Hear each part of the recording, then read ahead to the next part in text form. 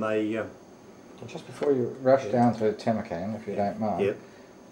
you tell me you were at 55 kilo camp for nearly 9 months? 50 kilos, yeah. 55 was the death camp.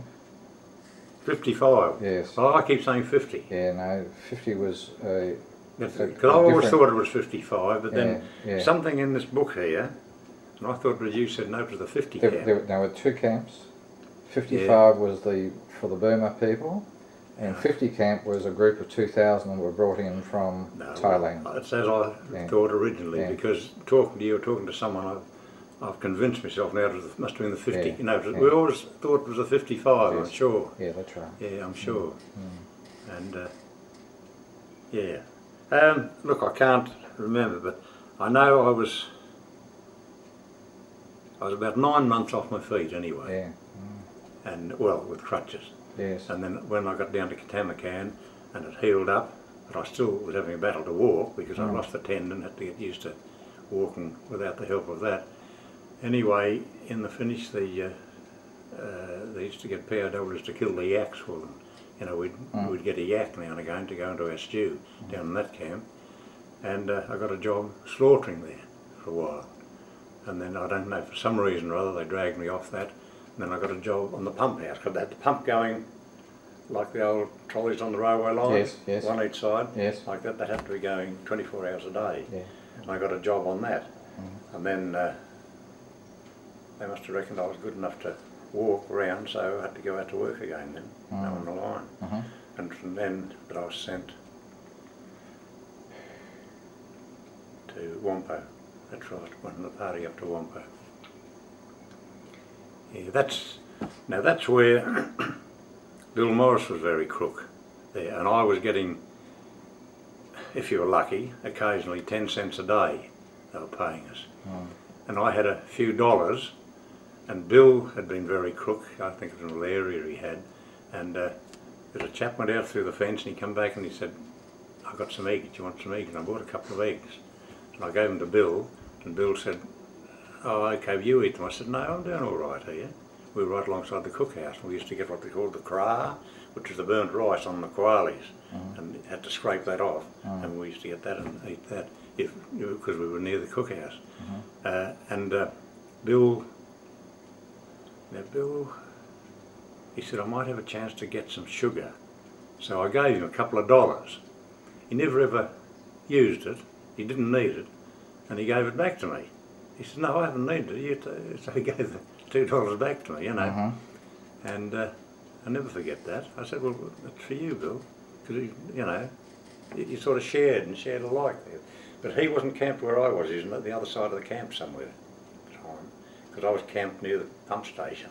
I'd have to be on duty there 24 hours a day. I just pause at that point. You know, which camp are we talking about now? Tamarkan. Right. Yeah, Tamarkan. Would it be unreasonable to ask you to go back and just tell us about the train journey down from Burma into Thailand? All I can remember about it was that they filled the trucks up, and they were cattle trucks, but they had a round roof on them.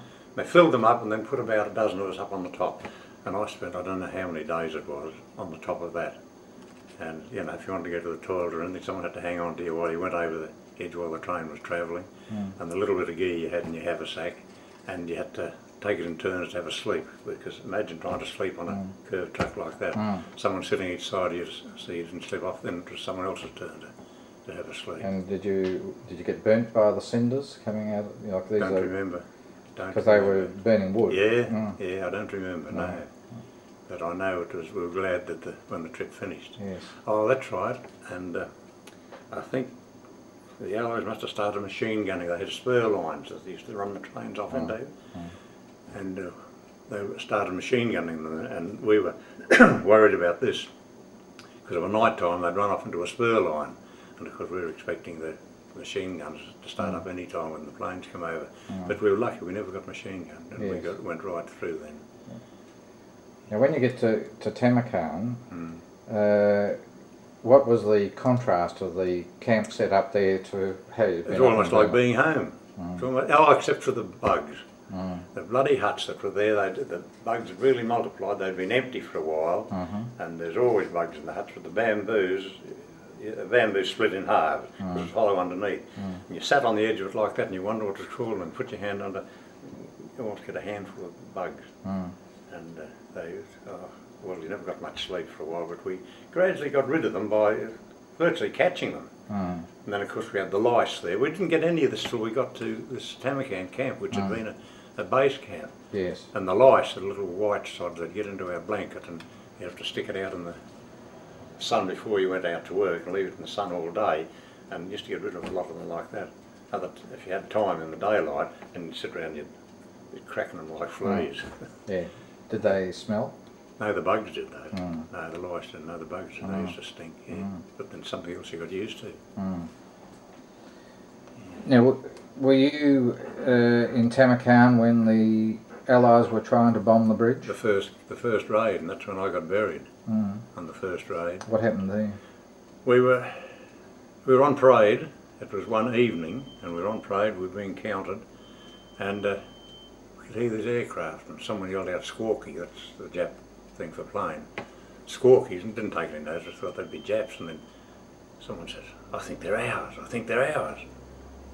And of course, next thing they come over, and they did a circle and come back again.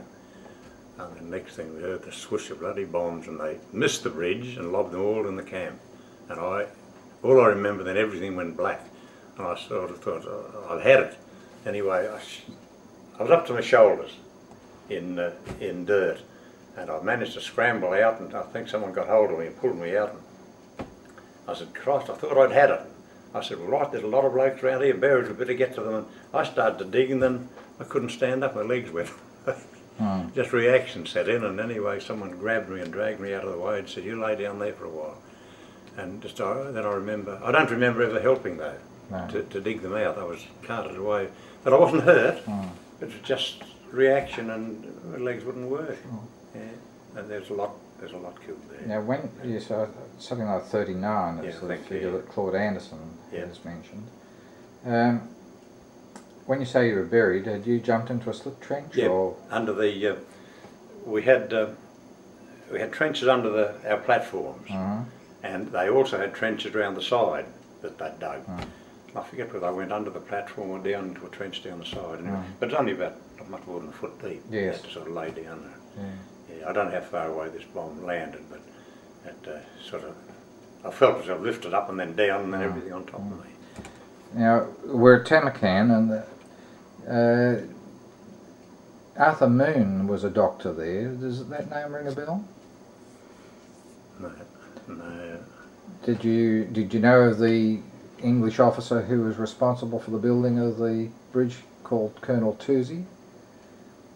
Toosey? There was a Toosey in the machine gun. No, Toos. Toos. Yeah, no, this is a Brit. Oh, no. No. Because we didn't have anything to do with the building or repairing of the Tamakan Bridge. But when it got damaged, see, before they got it, they had a couple of goes before they got the bridge, and one time we were caught out in the middle of it, and we had to run across that bridge, 500 yards to get to the shore. But the bombs used to come down and hit the railings like that. If the percussion cap didn't hit it like that, it'd ricochet and they'd fall flat, unexploded, down in the shallow water on the edge.